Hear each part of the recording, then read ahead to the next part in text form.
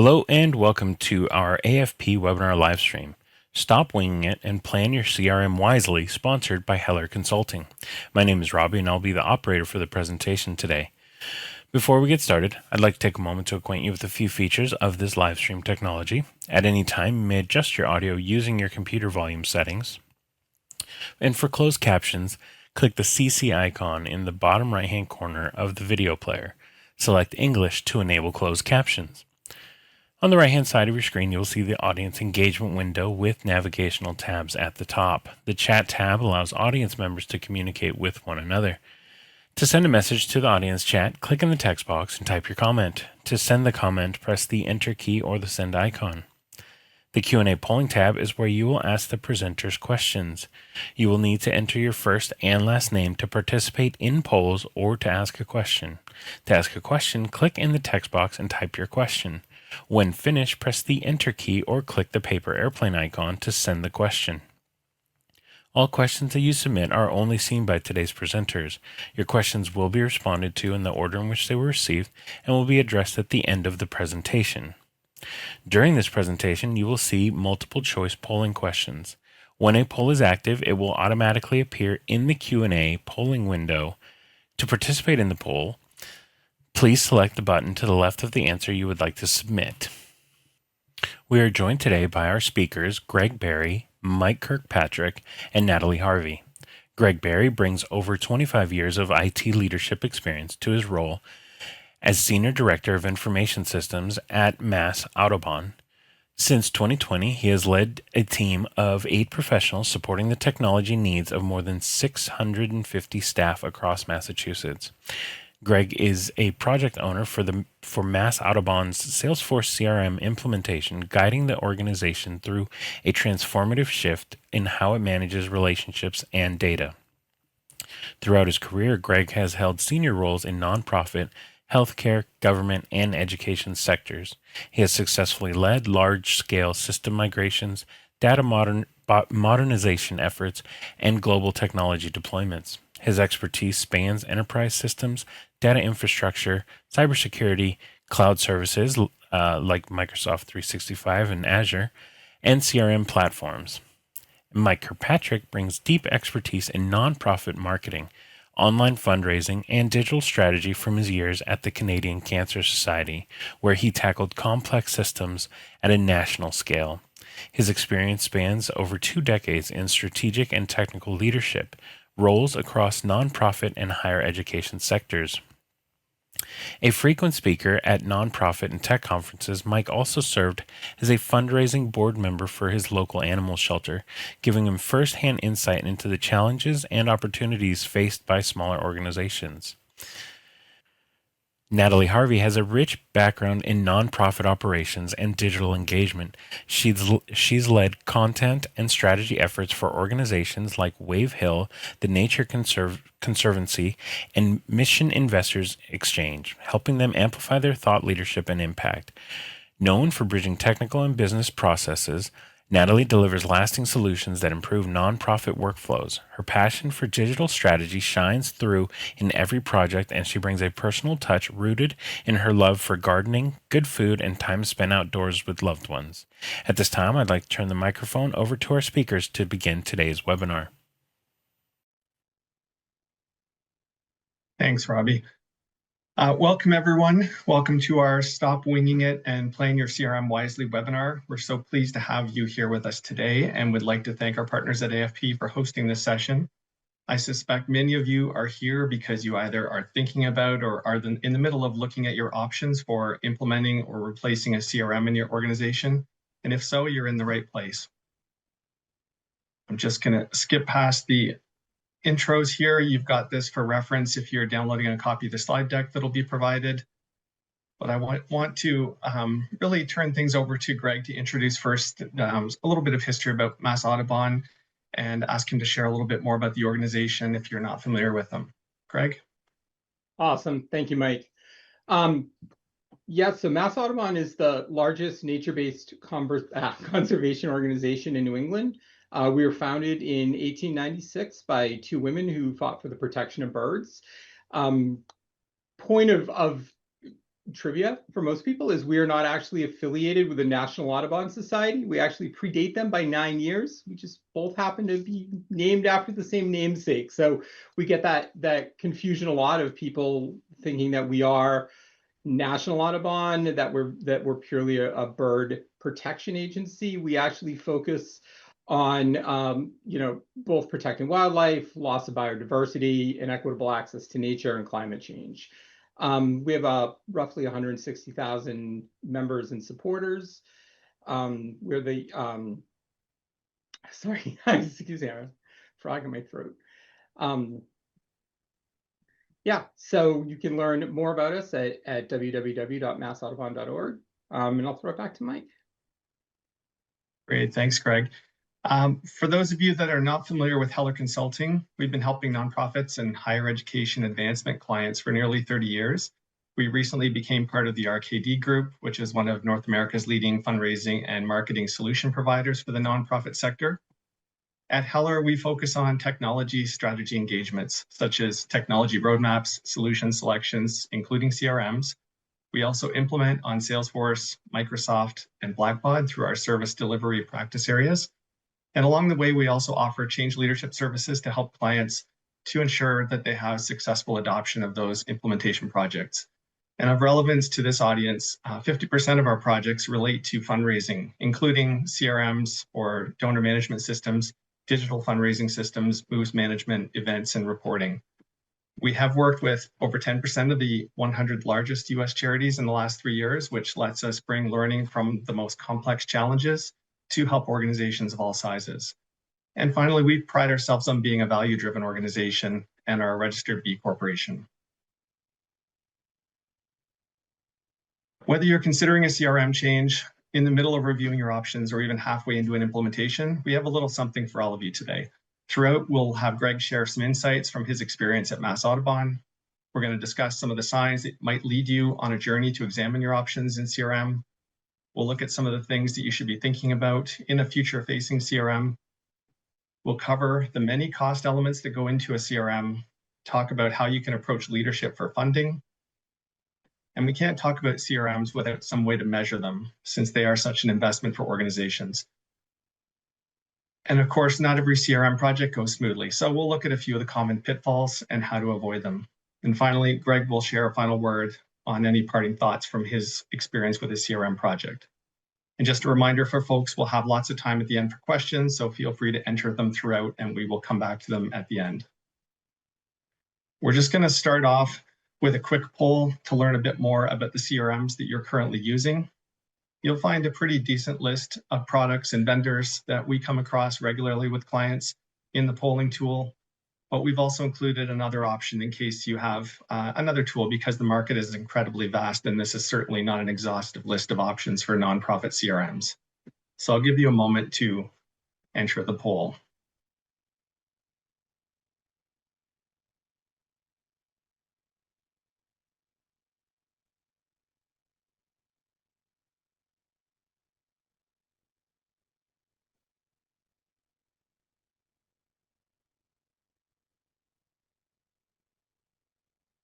Okay, thank you for those of you who took some time to enter that. That will be some great information so that we can share towards the end of the session.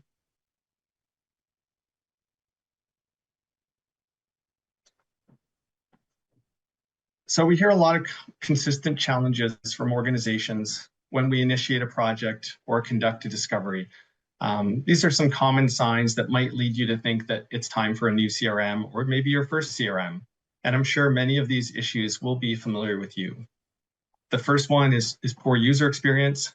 You might have a frustrated user base who expect more from their interactions with the system. User experience design is a mature discipline, and some companies have placed a greater emphasis on this with their products than others.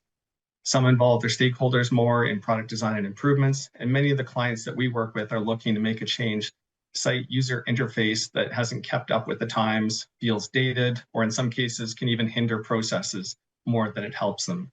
Frustrated users can become disengaged and will look for easier paths to get the job done, which usually means taking work outside of the system. And that leads to the next piece, which is lack of visibility into data. Maybe you're not able to draw on all the insights that you're expecting from your system.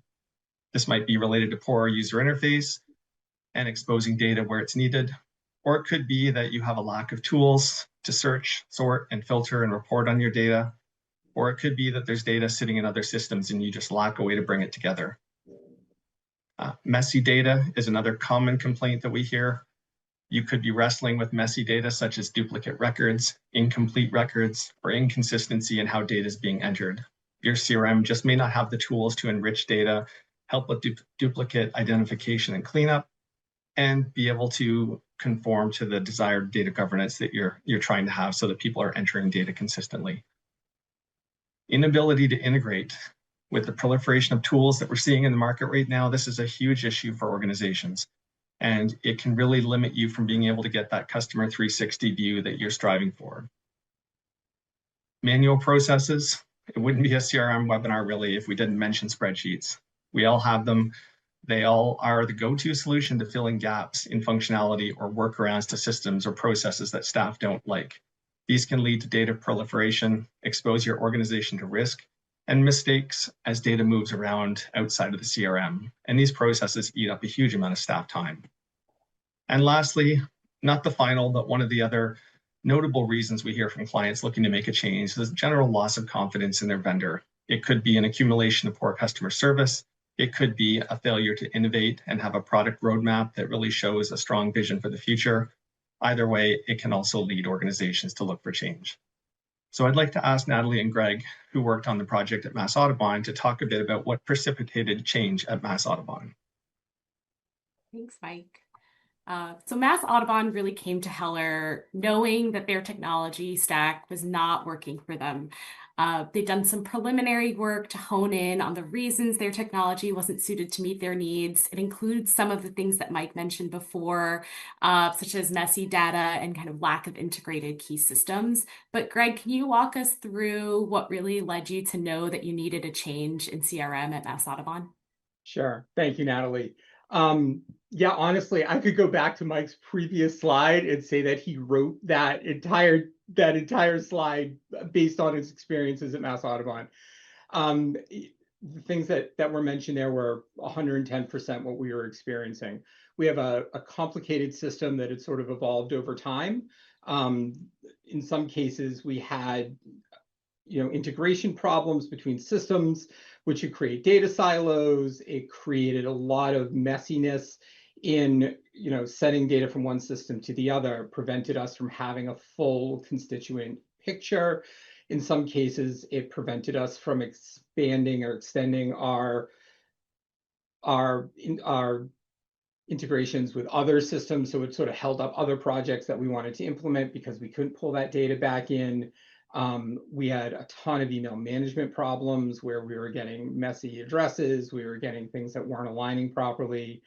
Our primary CRM had some limited functionality and some inflexibility. It lacked some crucial features necessary for efficient operations in a modern fundraising platform.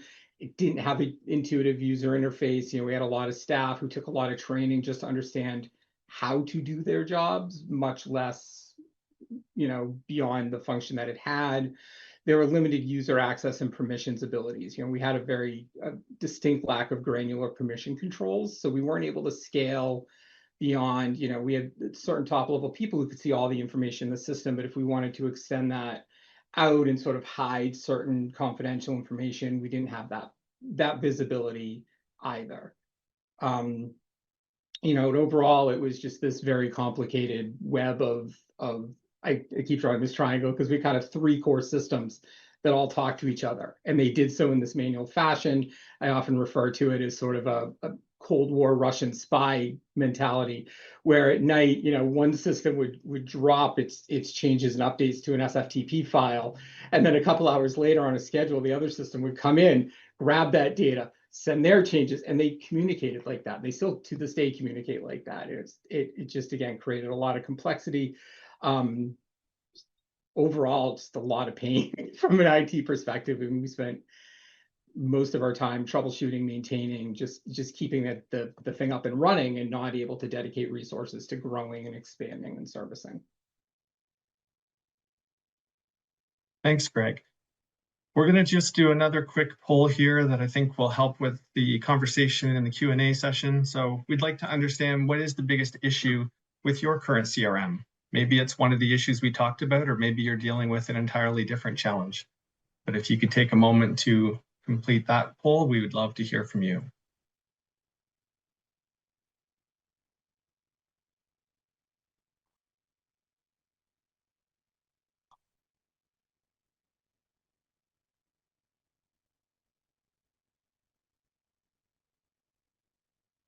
Okay, thank you. Feel free to keep responding to that question if you haven't had a chance yet.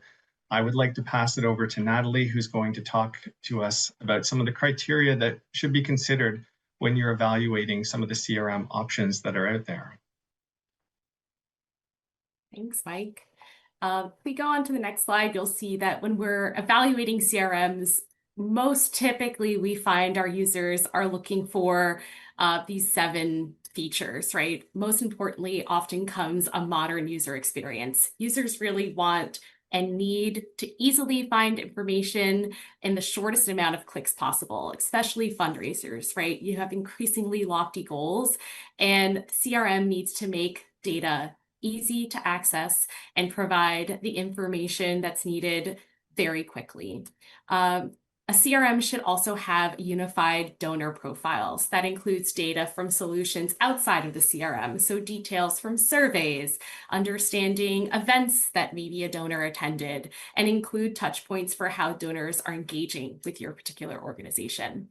We also find that further expanding on the donor profile, CRM users want to understand engagement from digital fundraising platforms and marketing tools to understand and track and report on how donors are interacting with content and solicitations.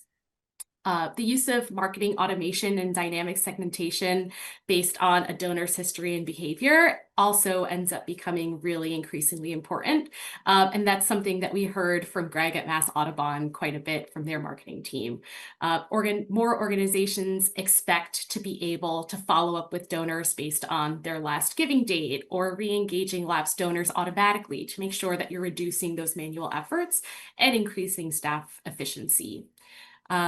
Relationship building is also at the heart of fundraising, so ensuring that a future CRM supports moves management and sophisticated portfolio management is really key.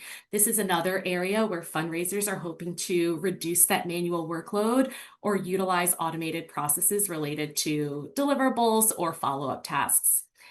We also often hear a lot about the interest in dashboards and real-time reporting, right? So robust reporting and dashboards with real-time goal tracking is really imperative. Being able to easily and visually access all of the data input into your system to measure success really helps to share the impact of your work.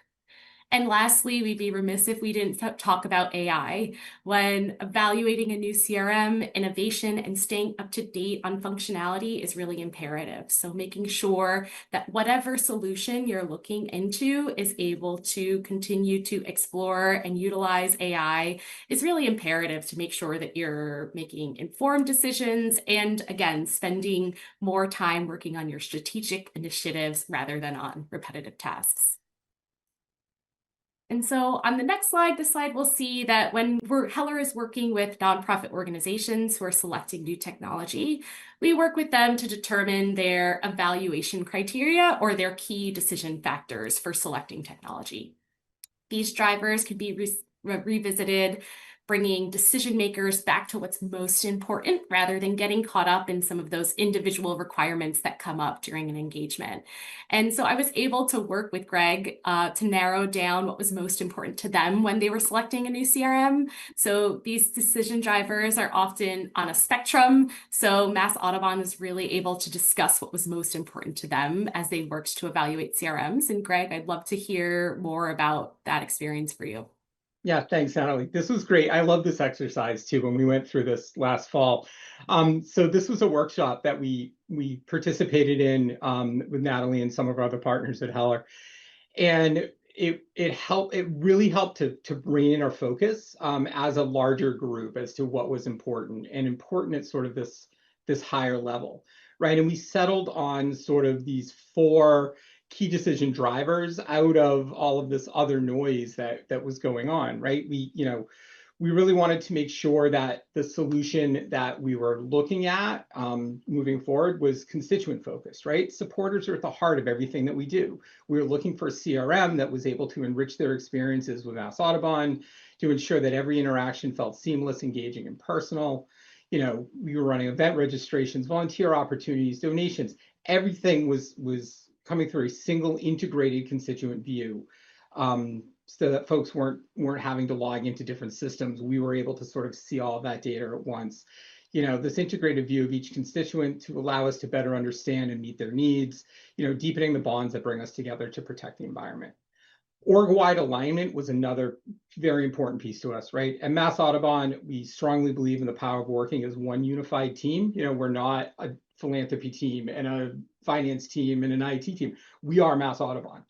We needed a CRM that supported that org-wide process that allowed us to capture data across the organization with consistency, right? Streamlining our workflows, creating a harmonious system that strengthened our ability to deliver on mission. We wanted to choose a solution that integrated seamlessly across all of our departments so that we could create valuable shared insights to amplify our impacts. My big pain point was extensibility, right? This ability to come up with other solutions, easily attach them, be able to grow the organization as our needs shifted.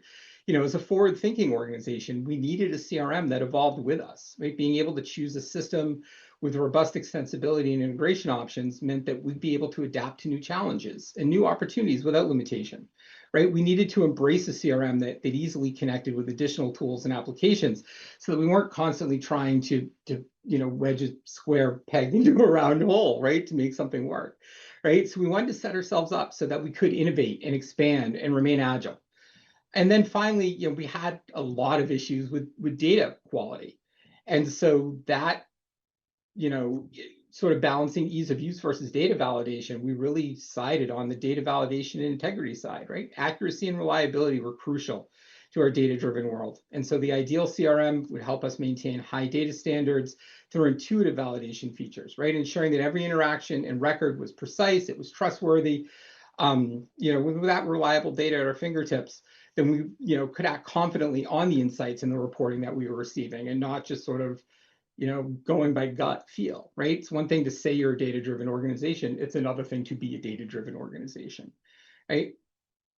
And so by focusing on those principles, org-wide alignment, constituent-centered experience, flexible extensibility, and robust data integrity, we wanted to select a CRM that provided the foundation for future growth, but also recognizing the need to manage the total cost of ownership by seeking sort of off-the-shelf functionality where possible, rather than having to build something on extensive customization options. We envisioned a financially sustainable CRM that wasn't just a system, but was a partner in achieving our vision for a healthier, more connected planet. So, and Natalie was amazing as our partner in working through this. Great, thank you, Greg. We're just gonna move ahead to budgeting considerations. Certainly one of the key questions that we hear from clients during a selection project is how much is this all going to cost? And it can be very complicated because there are so many variables and because costs can be very negotiable depending on many factors. There's certainly going to be 2 big buckets of cost, and you should look beyond the licensing fees for the tool that you're looking at. Probably look over a 3-year period so that you can look at a total cost of ownership that factors in things like the implementation cost. Can you do it yourself or do you need a partner? Don't forget to bring all the data over and the cost involved in cleaning up that data before you migrate it. So you may need some assistance on the migration of that data as well. And how much data you bring over will have implications in the future as far as your storage costs related to CRM data. We certainly never advise planning for your CRM to be your main storage solution for your records. If you're an older organization with 25 years worth of data, plan on thinking about how much data is actually actionable. Maybe it's your most recent 5 years and you can find a cheaper storage solution for the other 20 years, but still have access to it to report on it. Things like training and change management are going to be key to adoption and success. And there's the hidden cost of your staff being pulled away from their regular work to participate in the implementation.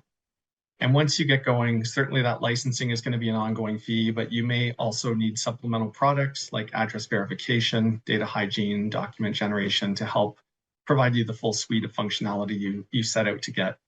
I mentioned storage. Training is an ongoing cost. You have staff turnover, you have new features and tools that need to be accounted for, and you always want to be continually training and refreshing your materials to support that. Support is something that may be a cost center. You may do that within your IT team, or you may rely on a vendor package with support or a partner to support you. Some newer add-ons we're seeing relate to things like privacy and security, additional services that can come at an additional cost. And finally, another term to be familiar with as we see more use of AI and integrations of systems is consumption costs. So this is based on your activity levels. Sure, it's great to bring all your data together, but the more you bring together, the higher the cost you're going to incur to move that data from system to system. And the more you're using AI agents to tackle workflow issues, I think it's key to understand that there may be some cost to run those functions that are replacing, in some cases, some things you used to do manually. So I'm going to ask Greg, with all these kind of cost considerations, how did you approach this conversation to get the support you needed internally at Mass Audubon? Thanks, Mike. Yeah, so I'll sort of walk you through the process that I went through. I think organizationally, we all recognize, at least at some level, that there was a need for change. You know, we didn't have anyone who was suddenly shocked when we kept bringing up that we needed things. But I think none of us could sort of settle on the way to really get that approval at the board level and at the executive level. So, you know, this is the process that I went through, right? So in Mass Audubon, right, we have a very broad mission, right? We're tackling, you know, three of the biggest challenges of our time, right? Loss of biodiversity and equitable access to nature and climate change. And that's a very broad way of things to talk about. So what we've done as an organization is that we have created what is referred to as the Mass Audubon Action Agenda. Mike, if you just jump one more slide ahead, we can sort of run through here. It narrowed down that wider focus into sort of 4 very specific goals that the organization is working on. And each of these has very concrete and measurable deliverables for each of them over a measurable time. And again, as an organization, you know, everything that we do functionally ties back to one of these goals. So when we're working on projects, we're always thinking, how does this support a growing love for nature? How does this support, you know, providing access to nature for all? You know, where is that tie-in to these action agenda goals? So when we created the IT roadmap project, because we're not very original with names, to evaluate our existing CRM landscape, I wanted to make sure that anything that we identified that we needed to improve upon specifically tied back to one of those action agenda goals. And in addition to tying back to that goal, that it was measurable, that it was specific, and that it was achievable. You know, it's one thing to just sort of say, you know, hey, we're going to do this, but if you don't have the resources to support something, you're going to fail on that project. And so what we ended up doing, if you want to jump one more slide, Mike, is we broke down the actual functional needs that we were trying to achieve through the action agenda. So going back and looking at those 4 action agenda goals, we wanted to do an increase of the number of visitors per year, you know, we wanted to improve our membership visibility. You know, we wanted to grow a network of climate and nature advocates. And in all of those, we identified very specifically how a new CRM was going to support those goals that tie directly back to the action agenda, which ties directly back to the mission.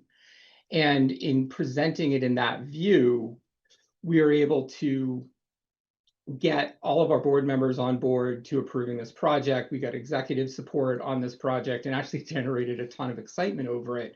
Not just people being like, oh God, IT needs more money for another project, like totally understanding where the value was going to start to come from and getting people really excited about sort of what we'll be able to do once this project is done.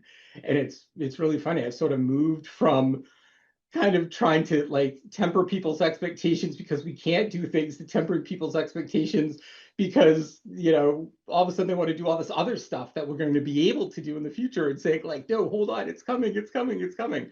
And that's a great feeling, is having to move away from saying, oh, we can't do that because functionally that's not built into our system, to saying that is an awesome idea. Let me put it down on this crawl, walk, run schedule, and we can look at it moving forward. And so again, using those earlier key decision drivers, you know, to highlight the benefits of the new CRM, to gain support, and ultimately funding from all levels of staff and from our board, right? Many of those stakeholders already understood their own needs, but it really helped building out that big picture, demonstrating the interconnection between all of our departments. And again, as Mass Audubon as a whole, we are one Mass Audubon, we are one organization. You know, showing how those tools, when working together, unlock the full potential was great. And that was really the key to sort of getting the internal buy-in and support to move forward on this project beyond just years of saying, yeah, we really need a new system, to actually being able to move ahead with one. Great, thank you, Greg. So now that we've talked about buy-in and moving ahead, how are we going to measure the success along the way? Natalie's going to get us started talking a little bit about measuring adoption. Thanks, Mike. So now a lot of modern CRMs come with the ability to benchmark how your users are utilizing the new system. So you can measure starting with near-term benchmarks by reviewing across the first maybe 60 or 90 or 180 days to see if users are logging into the system and if they, or a certain percentage of users, are able to complete tasks related to their role without any staff assistance. Some organizations will take this even further and look at time spent logging in, so the number of logins per user, depending on how they're defining success. Then you can go to 1 to 2 years, and you can look at the health of your data within your system, as well as the ease of use of that system, right? This can be reviewed by how well you can access, use, and report on your data. This can vary depending on your organization, but if you're working, for example, for a wildlife organization, you can directly correlate donations to research dollars that have supported protecting, breeding, or migration areas for a particular bird throughout your region, and then leverage those details to improve your fundraising to make more strategic decisions about your organization. And you're going to want to review if users find the system easy to use. Are they satisfied? Are they highly satisfied? Are there areas that still need improvement? Because then you can understand how the system is really supporting their needs. And then maybe after 3 to 5 years of implementation, you can utilize metrics to see if you've grown your donation size and volume and continue to monitor your user experience. Hand it back over to Mike. And adoption is a very important measure of success in any technology implementations. And one of the reasons Heller stresses the importance of change management throughout your project. I'm going to just take a moment to remind folks we've been getting through a lot of content. If you've been triggered to enter some questions along the way, we're looking forward to answering those at the end, but continue to put those in as we wrap up the content delivery. We do also have to look at numbers that are going to speak to return on investment when we're looking at measurement, because the investment in a CRM is usually one of the more significant technology investments you'll make as an organization. And we've listed a few things here. I'm not going to speak to all of them, but from a revenue and impact perspective or an operational efficiency, these can sometimes be very hard to measure and tie specifically back to the CRM being the source of that growth or the savings in operational efficiency. So benchmarking will be really key. Do what you can with your current system to benchmark things like how long it takes you to do certain things, or maybe some time tracking activities related to operational efficiencies. You know, how long did it used to take to download that file, manipulate the data in a spreadsheet, and put it into the new system? Maybe that can be done with a workflow now. And from a revenue perspective, will donations grow just because you have a new CRM? No, there's probably going to be process changes, and maybe there's some integrations from your online fundraising system that increase efficiency and activate better engagement. So there's a lot of pieces at play, but use benchmarks to get some broad level trending to know that you're seeing an upward movement to achieve some of the outcomes that you set out to with your project. So I'm going to have Greg just share a little bit about some of the messaging that was used to try to talk about how return on investment would be measured by Mass Audubon. Thanks, Mike. Yeah, this again tying directly back to sort of our organizational goals and what our needs were. We were able to identify areas almost out of the gate of where Salesforce was definitely going to improve our ability to deliver on mission, right? We'll finally have a true 360-degree view of a supporter, connecting, donations, membership, volunteer opportunity, volunteer history, program attendance, education attendance, things. Instead of just fragmented records, we'll be able to see everything in one piece. So long gone in my days of manually running multiple reports from multiple systems, trying to tie people together, doing, VLOOKUPs in Excel to pull data from one table to another, because I've got multiple systems trying to tie things together, right? Personalized engagement, right now communications are fairly one size fits all. We have a sort of predefined audience. We send out the messaging, right? We can sort of create gaps in delivery times, but we really can't trigger on actions. We can't trigger on, very easily trigger on things like, anniversary date or visitation history, things like that. With Salesforce, we'll be able to dynamically segment our audiences, personalize our outreach, so that people feel seen and valued, that they won't just get, dear supporter, blah, blah, blah, blah, blah. Fundraising effectiveness. Our fundraisers will have real moves management tools, letting us systematically track portfolios, surfacing the next best action, reducing missed opportunities, and growing revenue. We manage a lot of our moves management now, just again, in spreadsheets and in Post-it notes and, kind of these back and forth ways of sort of just making the current mishmash of systems work together. Operational efficiencies, right? Many of our tasks, receiving, acknowledgement levers, event confirmations, will be automated. This will free staff time up to focus on higher value work instead of on repetitive manual processes. Even just this morning, my team and I were working on a event management RSVP process that we put together that uses like 4 separate tools to actually make this thing work, and still doesn't pull the data into a view that's shareable with everyone. Being able to move away from that would be amazing. Strategic reporting, right? Instead of cobbling data together for every report, every, ask, we'll have dashboards where people can log in and they can see revenue, participation numbers, impact in real time. And not only that, having better information governance around that data. Right now, again, with the multiple systems, multiple people reporting, we can run, 2 different people can write the same report, pulling from the same data set and get different numbers, because we have no governance around what the definition of a term looks like. So being able to consolidate on things like that will just make our data that much more accurate and lead to better decision-making. Our constituent experience, right? Supporters will be able to manage their own memberships and communication preferences and self-service portals. They won't have to, every time they want to change an email address or, sign up for something, being able to do everything with the same login ID, right? Not having to remember, if I want to sign up to volunteer this weekend, I have to use this portal. And if I want to sign up for a program, or I want to sign my kid up for summer camp, I will need to do this portal. Being able to sort of have everything in one spot. And when they do need staff help, our response times will be faster and more accurate, because we'll get the big picture. We'll know everything that they've worked on with us before.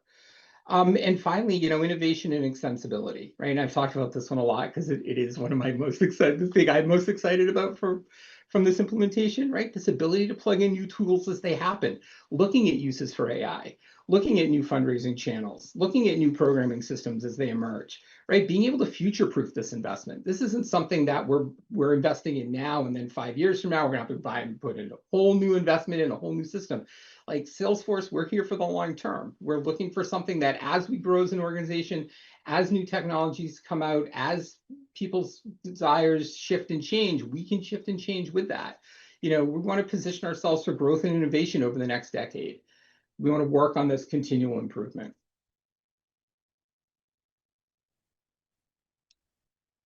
Thanks, Greg.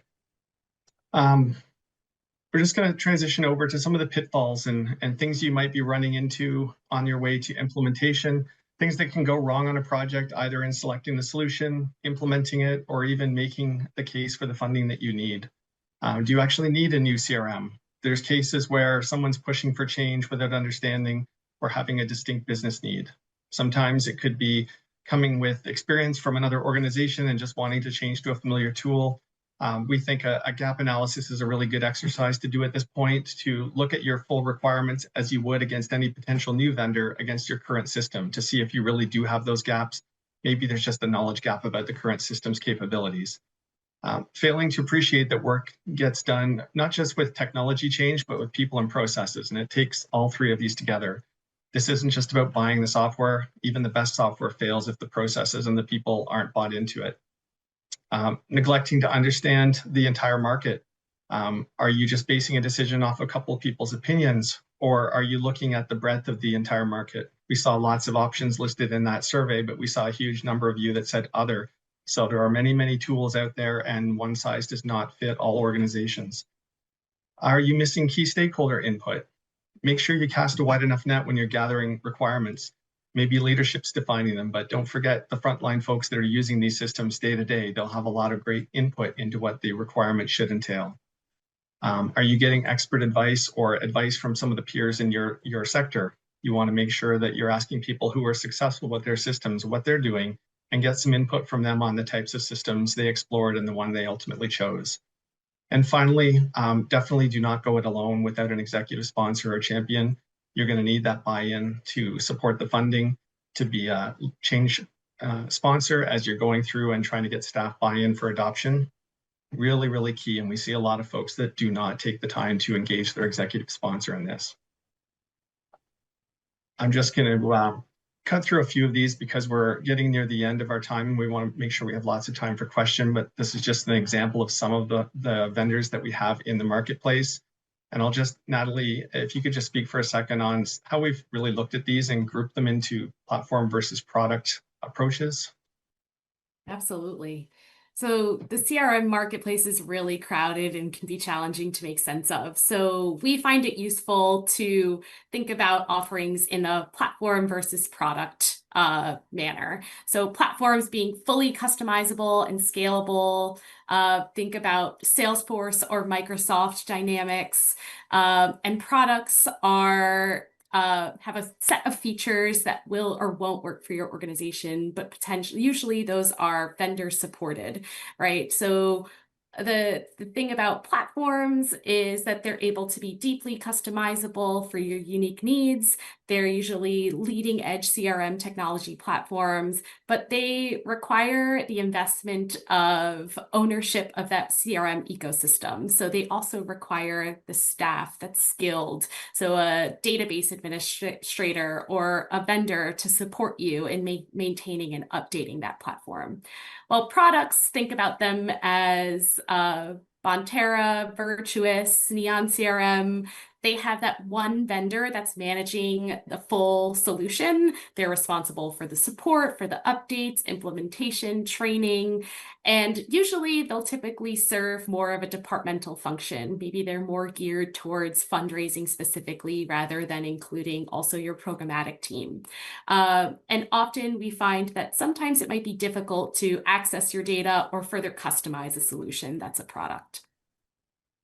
And this platform versus product model that Heller was using was incredibly helpful at getting our steering committee to really understand the differences in the marketplace. So we weren't, we assembled a steering committee to sort of evaluate everything, and you've got people from different departments who just didn't really understand the full picture, and being able to see this definitely helped them as a team be able to sort of differentiate kind of why certain things were priced the way they were, or how they were set up in the marketplace. I do want to call that out while we were still on the slide, that this was also a really helpful tool that Heller brought to the table when we were working with them. Greg. Great, thanks, Natalie and Greg.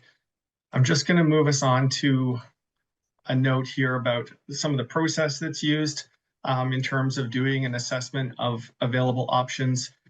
Typically, you'll see these steps whether you're working with a partner or working on your own.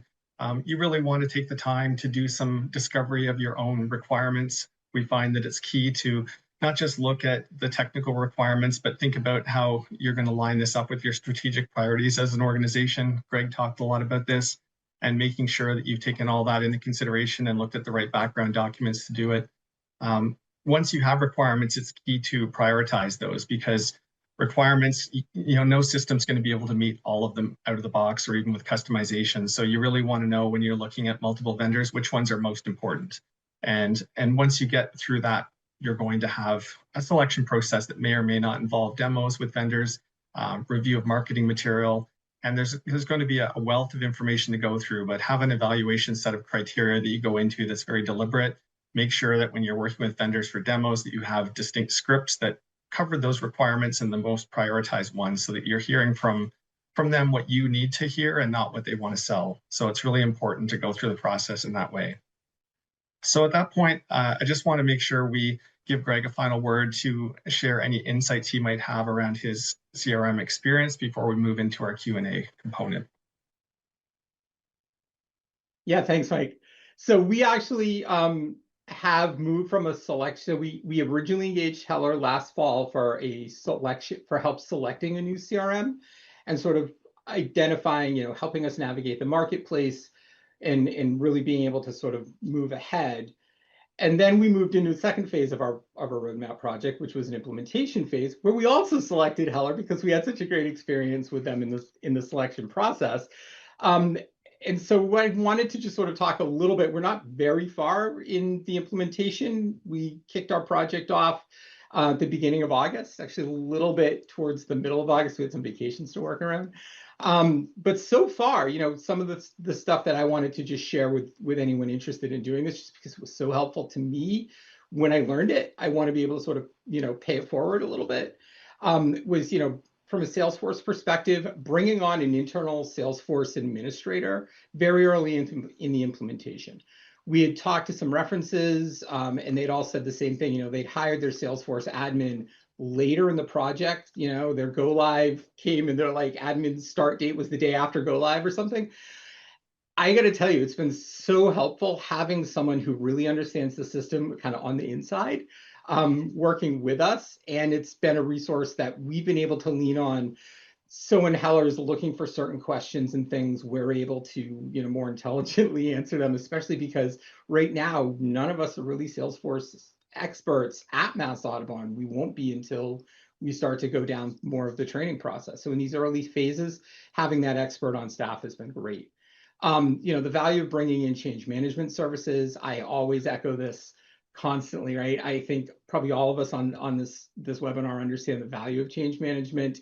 I know, I've had some really great experiences in the past with it. I've also found that my skills don't lie in technology management, not necessarily people management. And being able to sort of lean on people to understand the best way to message, the best timing of things, building that excitement and keeping that excitement has been great. So I want to call out that as well. We just recently wrapped up a discovery process, and we did 17 different sessions with Heller. We have a very big implementation, and we did all of those versus Teams meetings. And we made this decision to do those over Teams meetings rather than bringing someone from Heller on site, primarily because we were actually worried about scheduling and summertime and things like that. I honestly think if I could run this project again, I would bring somebody on site. I think it'd just be so much easier to get everybody at the table and schedule it. I mean, we've all been virtual for 5+ years now. Everybody knows what a virtual meeting feels like. There is something to be said about having someone right there. I also think it would have been a lot easier to schedule if people were there. I mean, the number of back and forth that I spent making sure that, the 6 Mass Audubon people, the 3 Heller people could all match on the same day was crazy. And then finally, just understanding this concept of crawl, walk, run, right? It's an expression that a former supervisor of mine lived by, and I love it. I say it all the time, as my staff will attest to. Really understanding, we're in an early implementation phase, being able to prioritize and segment your things, right? Don't bite off more than you can chew. Being able to sort of put things into a parking lot and saying, that is an awesome idea. We'll work on that in the walk phase and we'll work on that in the run phase. Just being able to say, we're going to get the basics done now, then we're going to grow, and getting people to understand that logic. It's a great example. So I'll throw it back to Mike and Natalie to sort of tackle any questions that came up. Okay, thanks, Greg. So we've got a few questions that we're going to pull from the chat. Thank you for taking the time for those. We have a couple that are of a data archiving nature. How do you sort through records to determine which ones to archive? What storage platforms are commonly used? And how do you deal with some of the other types of information that you don't necessarily need in your CRM? It could be files and documents. So those are some really great questions, and certainly an area that we explore heavily with our clients when we're looking at the migration planning. You may have, as I mentioned earlier, many years worth of data. You're probably not necessarily dealing with that data on a day-to-day basis if it's 15 or 20 years old. So actionable data is really the determining criteria about whether you should have it in your CRM or not. Is it going to support things like workflows in your CRM to help with the communication with your constituents? Is it necessary for compliance that you have ready access to it? Maybe it's supporting the privacy of outbound communications. So those types of data points are going to be critical to have as actionable data. If it's something that you just need to use for maybe 10-year trend analysis or a one-off data information request related to privacy, as long as you have a way to pull it out of your archival systems, you could use things like an archival tool that may come from the organization you're getting your CRM software from. You could be using things like a data lake to archive it. It depends on whether that data is structured, in tables and columns, or if it's unstructured data like files, documents, images. There's lots of add-on products available for many of the tools and integrations to tools that focus specifically on storage. If you're using Microsoft or Google in your organization, there could be options like SharePoint or Google Drive to handle some of that storage that's more of a document nature, so that you're not storing it in your CRM, but maybe just referencing a link. So that's some information on archiving and data storage. We have a question related to, I think this is more for you, Greg. Sounds like you have Salesforce. Is this manageable by development staff? Sounds like you need an IT expert to make it work. Can you speak to that for a moment? Sure. I think it depends on the size of your organization, right? At Mass Audubon, we're looking at the Salesforce implementation as sort of a whole org solution, which is why it falls under the IT umbrella. But that being said, probably 90% of our sessions are being attended to and overseen by our development philanthropy staff. And so a lot of the initial solutions coming are for a development team. And if you're on a smaller org and you're really focused on just using that Salesforce data on the development side, I don't see why you couldn't manage it by someone in the development team, and you wouldn't need to pull your IT team into it. We're incorporating, we're pulling in some finance resources, we're pulling in some science and conservation resources, we're pulling in some education resources. And so again, I don't want all of these different, people to have different ownership issues. So we sort of identified that sort of primary owner to oversee it. Thank you, Greg. We have a question about smaller products like Little Green Light and others. What do we think of these products? I think every product needs to be put against your requirements to determine how well it can meet it. There isn't, as I mentioned, a one-size-fits-all. Certainly, many of these systems can achieve the basic functions you may have for your development operations, either alone or in combination with some other tools. So I don't think dismissing a smaller solution is necessarily a universal statement that can be made. Certainly, there are different groupings of products that likely fit better with organizations of enterprise scale. But when you're looking at individual products, just compare them on equal terms, give them a chance to respond to your requirements and tell you whether they are meeting your requirements, whether it's out of the box through configuration and customization, or if they recommend third parties to fill some of those gaps. And Natalie, another question that's related is just things to keep in mind when working with CRM vendors and getting demos, if you want to provide a bit of advice on that. Yeah, I think the vendor demo process is really important for for all organizations when they're considering a CRM. And you have to think that it's the vendor's time to put their best foot forward. So a lot of the time they're showcasing the functionality that is both important to you, but that they know is going to wow you. And so at Heller, we really try to hone in on what your particular requirements are.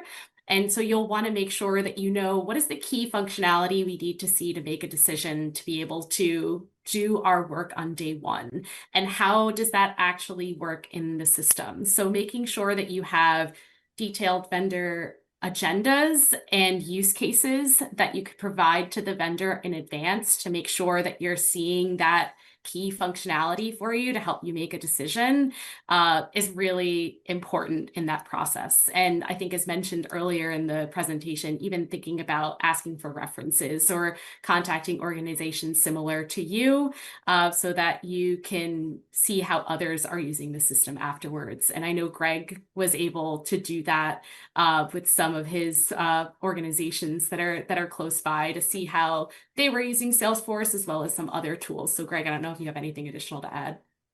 Yeah, no, thanks, Natalie. That was basically a huge selling point, was being able to look at some of the other organizations that we partnered with, or just reaching out to my own personal network of people who I know who are on Salesforce, and sort of getting these unofficial demos of their own implementations helped. We had some staff in the steering committee who weren't particularly flexible in being able to sort of look beyond the demo, right? So you see something as a demo and it's demo data, right? And there's always this like ability to say, well, how will this look in my application? And being able to pull in sort of other organizations help to sort of break that, give them some other visibility, get them to really see themselves in the shoes of that user, that end system on those demos.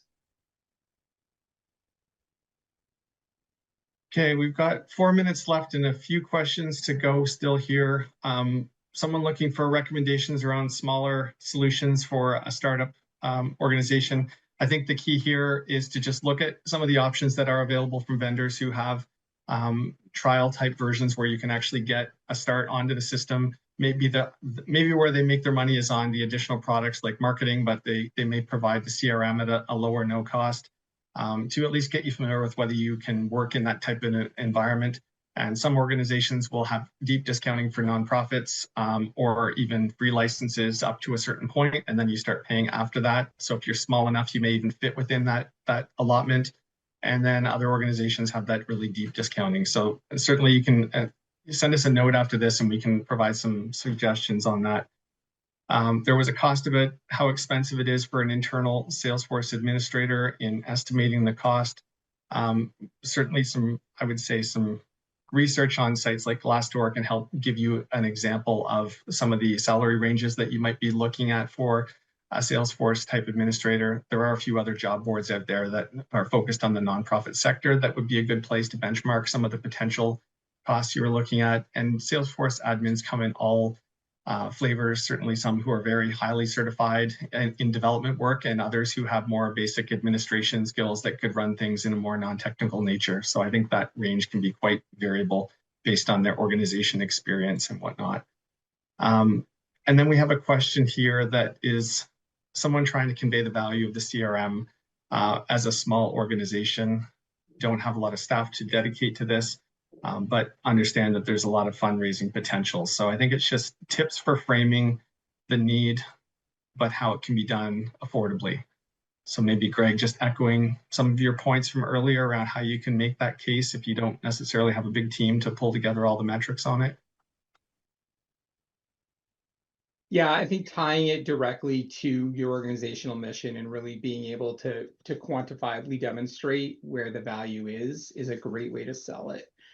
Especially in organizations, a lot of times you see folks who are looking at the current costs and not considering the efficiencies that might be gained or your additional value add to products. So being able to sort of quantify those as well and being able to say, it's going to cost us X number of dollars for a new system, but we'll be able to, do X, Y, and Z. And, one of those things may be, increased dedication to fundraising and boosting your fundraising goals, or increasing, reducing repetitive staff work to the point that you can free, either not have to hire additional staff to sort of do the rote work, or free staff up to do things that are really more valuable, right? That's a big thing I focus on all the time. I have a very small IT team, and a lot of times I have, more senior staff doing sort of lower level work to support it. And it's really frustrating because at times I feel like, I pay you guys to do more than that, right? To add that strategic value, not necessarily to do this really low level copy, paste, merge, email, things of that nature. So sort of gaining that, reclaiming those job roles and by automation processes that you may not have right now. Okay, well, thanks everyone. We're just coming up to time, so I'm just going to close it off there. If you'd like to connect with Greg or Natalie or myself, on screen here, we've got some QR codes where you can find our profiles and how to reach us. And just want to thank you all for your participation today. Thank you. Thank you all so much for that great presentation. And on behalf of AFP Global, I would like to thank you for your participation in today's webinar live stream. Please take a moment to complete our survey, which helps us program future events. Our next webinar, Beyond the Screen, How Fundraising Intelligence Informs More Than Just Wealth, sponsored by Kindsight, is on September 25th at 1 p.m. Eastern. This concludes today's stream. Thank you and have a great day.